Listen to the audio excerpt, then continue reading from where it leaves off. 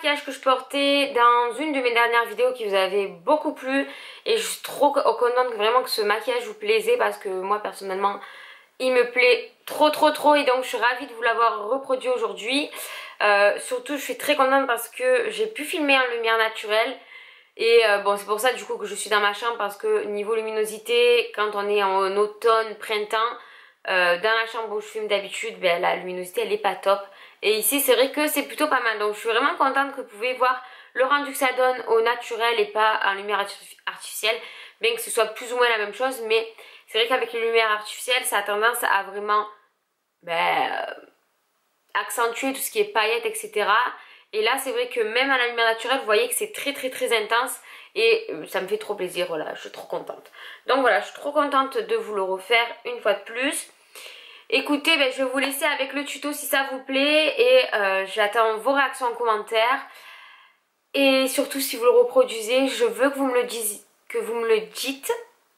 Et que vous m'identifiez sur la photo parce que je veux savoir un petit peu, je veux voir tout ça. Je vous fais d'énormes bisous et je vous laisse avec la suite. Alors pour commencer, je vais appliquer ma Shadow Endurance de chez Too Faced. Et avant de faire quoi que ce soit, je vais appliquer mon scotch. Alors, je vais essayer de vous expliquer comment j'applique mon scotch parce qu'en fait, j'ai deux manières de l'appliquer. Parfois, enfin la plupart du temps, ce que je fais pour ouvrir mon regard, je l'applique en fait. Je vais essayer de... Ouais, peut-être avec un pinceau, ça sera plus... Je l'applique comme ceci en fait. Vous voyez, je continue la fin de mon œil, hop, pour faire un truc bien étiré. Cette fois-là, je vais l'appliquer en fait, donc d'habitude je l'applique comme ça, là je vais l'appliquer hop, comme ceci. Je vais l'appliquer en fait en suivant cette ligne-là, hop. Voilà, c'est ce que je fais souvent en ce moment. Et pour ce make-up, c'est ce que j'ai fait. Donc c'est ce que je vais faire tout de suite.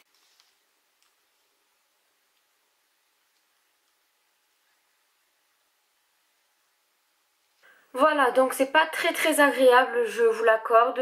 Surtout quand je le mets de cette façon-là, ça me gêne encore plus parce que je le prends bien dessous. Mais bon, c'est pas très grave, pour avoir un joli maquillage, parfois il faut souffrir, n'est-ce pas? Judy Time de BH Cosmetics, j'en ai encore parlé dans mes derniers favoris. Je l'aime d'amour et je commence à appliquer cette teinte-là. Donc, après, si vous n'avez pas cette palette, vous pouvez utiliser des teintes similaires. Essayez de trouver un ton quand même assez chaud pour ces maquillages-là. Hop, il est ici, donc voilà, essayez de trouver quelque chose de similaire, de mat de préférence. Et donc on l'applique, enfin moi j'applique ça avec un pinceau super fluffy, enfin super fluffy. C'est un 227 de chez Zoeva et je l'applique vraiment de façon très aléatoire, j'ai envie de dire, limite à l'arrache. Dans le creux, je le remonte pour pouvoir faire un beau dégradé, pour avoir quelque chose de très flou au niveau du creux de paupière. Donc je blende. Et ensuite, je vais prendre mon mat foncé, voilà, qui est un marron très chaud. Voilà, c'est deux teintes assez chaudes. Et je vais prendre un pinceau plat. Bon, celui-là, c'est un de chez Tam, il me semble. Oui, c'est le ténébreux. Je vais prendre ma teinte foncée, enfin, ma teinte mat. Je vais aller l'appliquer en coin interne. En essayant de ne pas trop en mettre au milieu. Au pire, vous voilà. Vous foutez un peu avec le doigt si vraiment c'est pas très grave. Et en coin externe. Donc là au milieu, moi j'y suis trop allée. On va vous fouter un petit peu. Pour enlever de la matière quand même. Vous pouvez aussi, enfin ce que je fais, c'est que je raccorde les deux.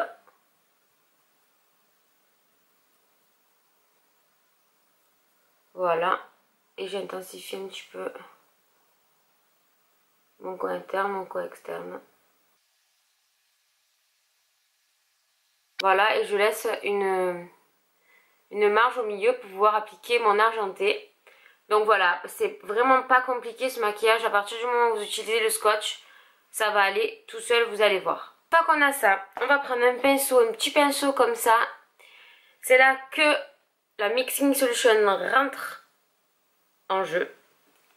Et donc il va falloir que vous trouviez le fard le plus argenté que vous ayez. Moi je l'ai trouvé dans la Vice 2 et c'est le, comment il s'appelle, Shell Shock qui est ici. Il y en a un bien aussi dans le Grand Palais de Too Faced. Mais c'est vrai que j'avais pas pensé, du coup j'ai utilisé celui-là, donc je réutilise celui-là. Je vous fais exactement le même maquillage que la dernière fois. Et donc bon, ben moi je vais utiliser le compartiment à pinceau pour mettre ma goutte de Mixing Solution pour pouvoir tremper mon pinceau. Donc je trempe mon pinceau dans la Mixing Solution. Je le tapote un petit peu sur ma peau pour enlever si j'en ai trop mis quoi. Faut pas que ce soit trop mouillé non plus. Et je viens prendre le Shell Shock. Il réagit super bien au Mixing Solution. C'est vrai qu'il y a des fards. Généralement, les fards pailletés, ils réagissent bien humidifiés. Donc, n'ayez pas peur. C'est surtout les fards mat qui n'aiment pas trop. Et donc, je vais venir appliquer. Vous voyez que ça fait une pigmentation de malade. Et je viens l'appliquer au centre de ma paupière. Alors, vous avez qu'à à regarder tout droit en fait. Et l'appliquer au niveau de l'iris de votre œil en fait. Voilà, donc... regardez bien droit et vous l'appliquez à ce niveau-là. Hop.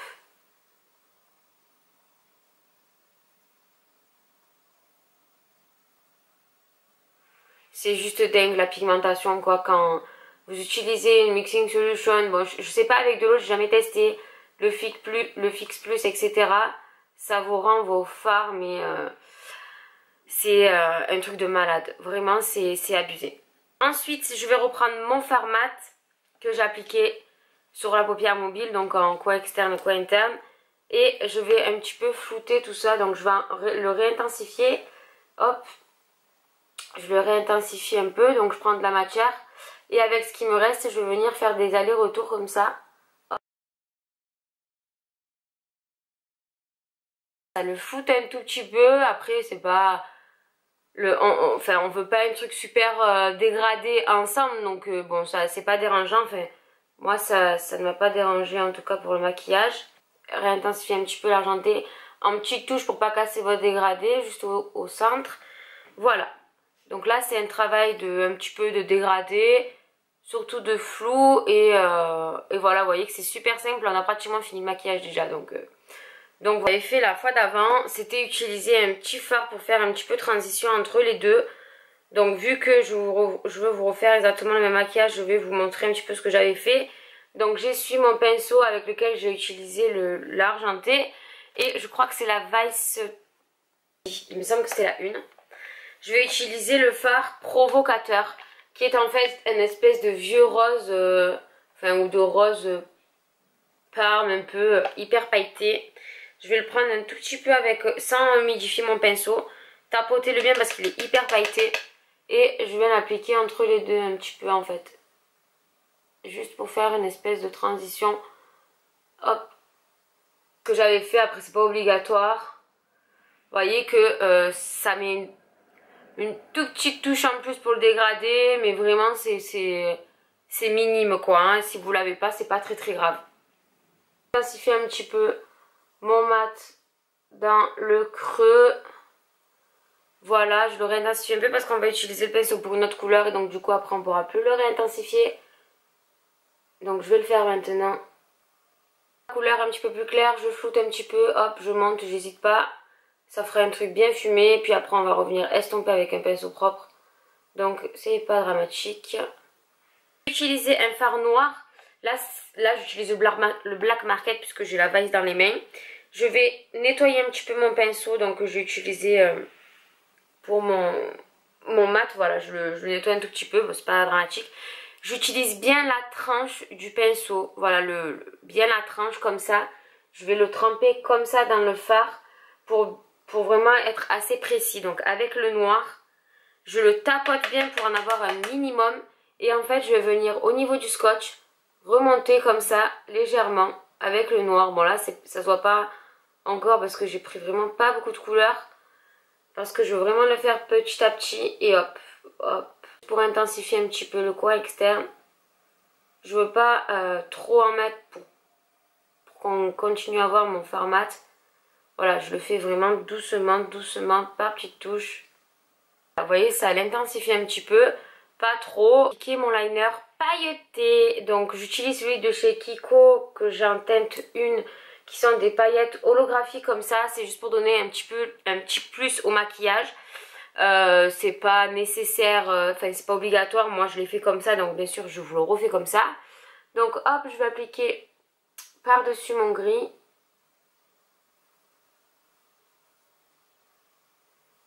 Doucement pour pas en mettre trop et pas casser mon dégradé. Comme dans la différence. Je sais pas du tout. Comme moi la dernière fois j'ai fait la boulette pendant l'autre maquillage. On attend que ça sèche avant d'ouvrir la paupière. Parce que sinon on va venir le transférer au dessus et ça va ruiner le maquillage. Donc on attend un petit peu que ça sèche. Ça c'est fait, on va appliquer son liner noir. Moi j'utilise celui de chez L'Oréal, le Super Liner Saut Couture. J'en cherche un autre parce que j'aimerais bien avoir un dans ce format là, mais en waterproof je n'en trouve pas, ça me gonfle. Et donc je vais venir appliquer mon liner, pas très épais.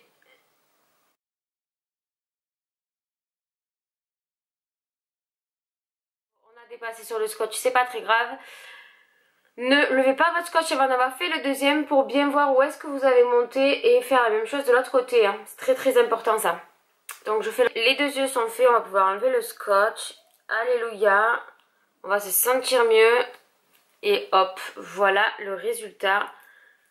Donc ce qu'on va faire, c'est qu'on va un petit peu blender pour casser un peu l'arête. Voilà. Hop. Après on la casserait un petit peu aussi avec le fond de teint, ça se casserait un petit peu, donc c'est pas dramatique non plus. Voilà. Pour le ras de cils, je vais assez prononcé, donc je vais utiliser ce pinceau là, toujours avec la même couleur. Hop. Je l'applique assez grossièrement. Des grosses cernes, faites-le après le ras de cils. Si vous avez comme moi pas trop de cernes et que vous n'allez pas trop vous attarder dessus, vous pouvez le faire maintenant, c'est pas très grave. Hop, voilà. Donc voilà, ensuite je réutilise mon pinceau, je l'essuie un petit peu parce que j'ai utilisé un peu de noir avec. Vous pouvez utiliser un autre pinceau même pour le noir, hein. Bon moi c'est parce que j'avais pas envie d'en sortir 50.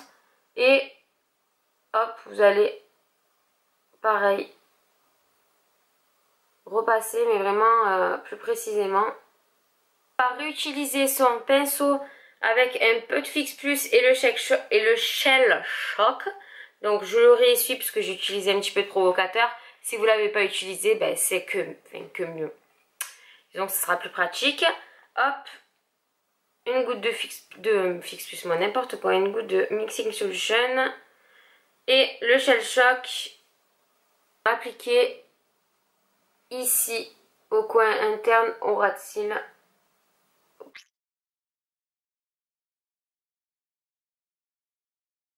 Un petit peu avant de l'estomper un peu pour pas que ça fasse trop paquet. On va venir un petit peu le flouter légèrement. Voilà, pas trop, juste histoire de garder un petit peu quand même de l'intensité. Et dans le ras de cils, moi je vais toujours mettre mon 404 que j'adore, 403 pardon, de chez Kiko que j'adore, qui est une espèce de cuivré. Je trouve qu'il va super bien avec ce maquillage.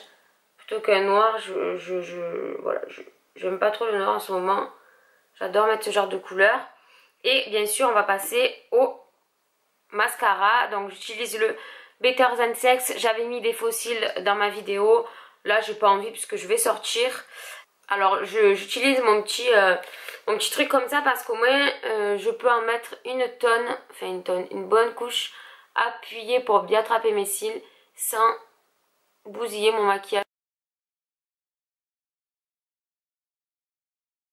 Utiliser un fard un petit peu cher, hop comme ça, voilà.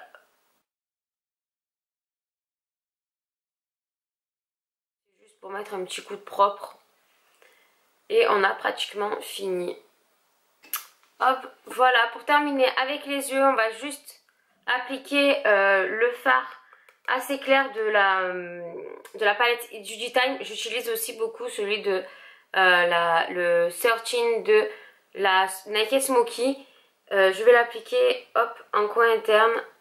Voilà pour les yeux, on en a fini. Bon alors je fais un petit peu peur mais je vais faire mon teint avec vous. Donc en ce moment j'utilise tout le temps ma base Smashbox sous mes fonds de teint ou eau de teint ou quoi que ce soit. J'utilise tout le temps parce que j'ai envie que ça tienne.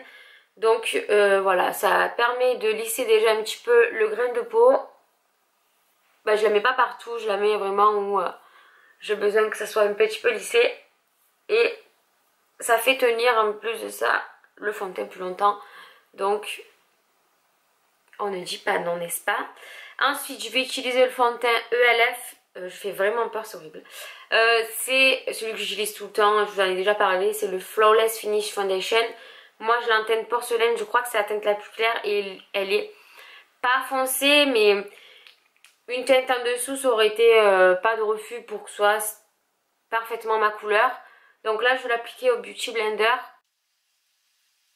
Alors moi c'est vrai que je mets souvent mon fond de teint sur la bouche quand j'ai un maquillage chargé, pour qu'après pour ça fasse, on va dire, une sous-couche pour le rouge à lèvres, puisque j'ai les lèvres assez foncées. Donc du coup au moins le rouge à lèvres se voit vraiment. Donc je vais doucement pour pas casser mon maquillage. Et déjà j'ai repris des couleurs. Franchement ce fond de teint il coûte rien du tout. Moi je l'avais acheté pour surtout pour les prestations, parce que j'avais envie d'un fond de teint pas super cher, parce que je suis pas maquilleuse professionnelle, je le fais pour le plaisir. Et bon, parfois je maquille des gens, mais voilà, pour avoir un maximum de teinte et pas me ruiner non plus. Et franchement ça a été une révélation, limite, enfin, vous voyez, je l'utilise tout le temps sur moi. Donc c'est pour vous dire qu'il est bien. J'utilise toujours ma Stroke of Light en espèce d'anti-cerne. C'est à peu près la même teinte que mon fond de teint. Moi personnellement je m'en fous. Je l'utilise pas pour que ça fasse un effet hyper lumineux sous mes yeux. C'est juste pour cacher un petit peu les cernes que je peux avoir, même si j'en ai pas beaucoup. Je vais en premier un petit peu l'estomper au Beauty Blender. Et puis après je vais passer avec mon pinceau. Les imperfections en ce moment, vraiment c'est la cata. Donc mon pinceau c'est le Deluxe Crease Brush de Real Technique. Je vais juste un petit peu, hop, casser. Vous savez, parfois quand vous passez pas bien avec le Beauty Blender, ça peut laisser une démarcation. Donc c'est juste pour la casser un petit peu, pour que ça floute un petit peu avec mon maquillage. Et puis voilà. Je vais toujours utiliser ma poudre bronzante de chez Kiko, toujours avec mon blush brush de Real Technique. Je vais l'appliquer en 3 comme ça, hop. Pour le blush, sans grande surprise, j'utilise toujours la même chose quand j'ai des trucs trop chargés. C'est ma Terracotta de chez Guerlain, que j'avais en teinte, enfin de la gamme Crazy. La teinte, je sais plus du tout. Hop, voilà, j'applique ça sur mes joues. C'est super naturel. C'est pas très pigmenté, donc moi je trempe le pinceau et j'y vais quoi. Et pour les lèvres, j'utilise un nude. Moi, mon nude préféré, c'est celui de chez MAC, le Myself. Je vous le présente plus, je vous en ai parlé des milliards de fois. C'est un lustre, donc il n'est pas super pigmenté. Donc je vais vite rapidement faire mes sourcils, parce que bon, c'est vrai qu'avec un genre de maquillage comme ça, c'est plus sympa d'avoir ses sourcils faits. J'utilise le Gimme Brow qui est pratiquement sec, voire sec en fait, parce que ça y est, au bout de sa vie. Bon, ça fait un moment que je l'ai quand même, hein. Donc bon, je lui en veux pas. Juste pour redéfinir un tout petit peu, mais bon, les mettre un petit peu en place. Mais ouais, mes sourcils, il faut un petit peu ce qu'ils ont envie, hein. Moi, malheureusement, de ce côté-là, j'ai de la chance parce qu'ils sont quand même bien fournis. Ils sont là, ils sont présents. Mais alors, est-ce qu'ils font leur vie, quoi? C'est horrible. Donc voilà, ben, ça en est déjà tout pour le maquillage. Je suis vraiment contente qu'il vous ait plu, parce que c'est un maquillage que j'avais en tête en fait depuis un moment. Et quand j'ai récupéré mon appareil photo, je me suis dit je vais le faire pour une vidéo. Et puis je l'avais filmé avant. Mais au final, comme je vous avais dit, il était super mal cadré. Je m'étais manqué au niveau des paillettes. Ça avait filé au-dessus, donc j'étais trop deg. Mais là, je suis contente, je l'ai refait bien propre. J'espère que les images vous auront été nettes, parce que parfois quand je fais un gros zoom comme ça, c'est flou des fois. Donc j'espère que là ça aura été. Donc voilà, je vous laisse avec un petit peu les plans de plus près, les zooms, etc. Et je vous fais plein de gros bisous et je vous dis à très vite dans une prochaine vidéo.